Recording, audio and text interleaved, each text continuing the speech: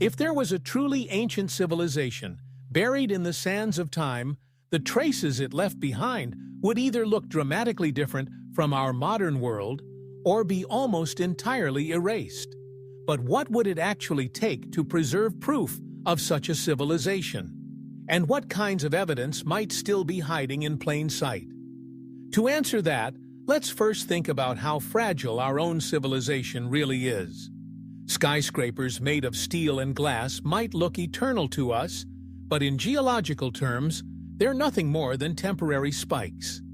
In a few thousand years, weather, plant overgrowth, and erosion would reduce even our most durable constructions to rubble.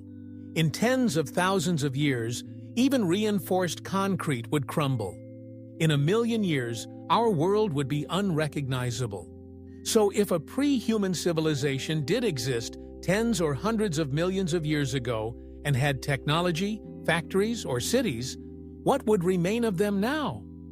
One idea is that we could find anomalous fossilization, strange layers of rock containing synthetic materials, metals that don't naturally occur together, or isotopic ratios that can't be explained by known natural processes.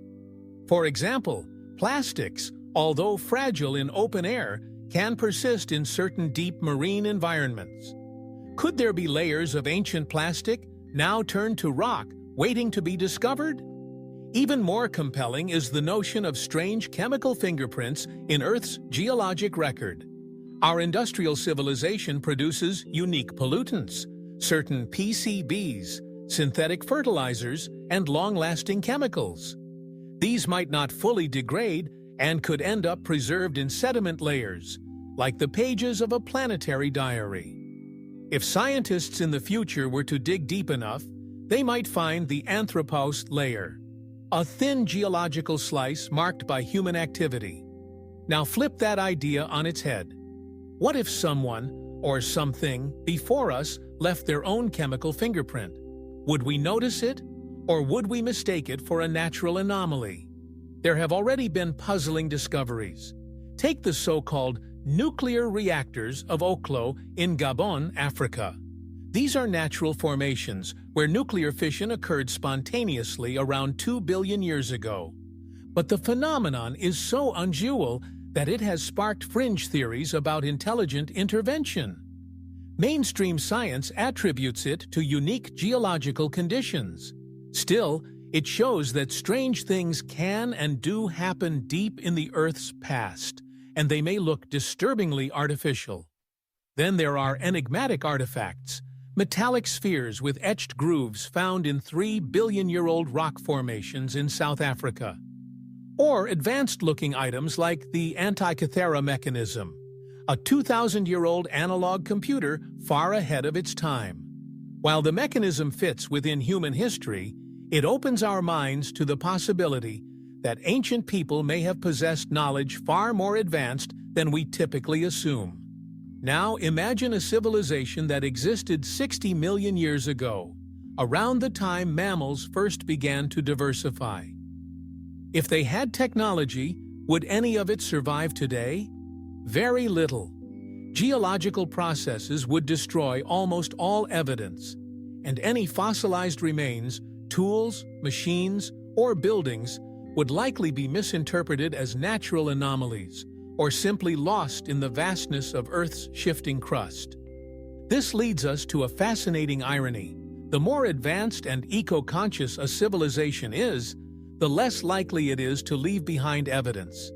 A civilization using clean energy, recycling its materials, and minimizing environmental disruption might leave barely a trace. In contrast, one like ours, dependent on fossil fuels and heavy industry, leaves scars in the geological record. It's a chilling thought. If we vanish tomorrow, future species might eventually detect the remnants of our plastic, carbon dioxide spikes, or radioactive isotopes. But a more intelligent, sustainable civilization? It could come and go, and no one would ever know. So how can we differentiate between natural geologic activity and the subtle traces of an ancient civilization? This is the heart of the Silurian hypothesis, A call for scientists to scrutinize deep time for clues, to analyze anomalies in the rock record not as errors or coincidences, but as potential signals. The search isn't easy. It requires cross-disciplinary work. Chemists, geologists, paleontologists, and even astronomers working together. It means questioning our assumptions about what's natural and being open to the idea that we might not be the first.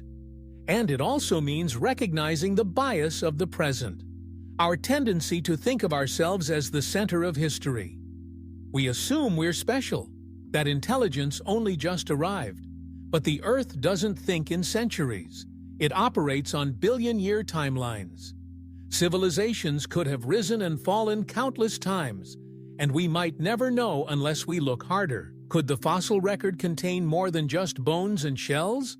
Could it be hiding blueprints of a forgotten past?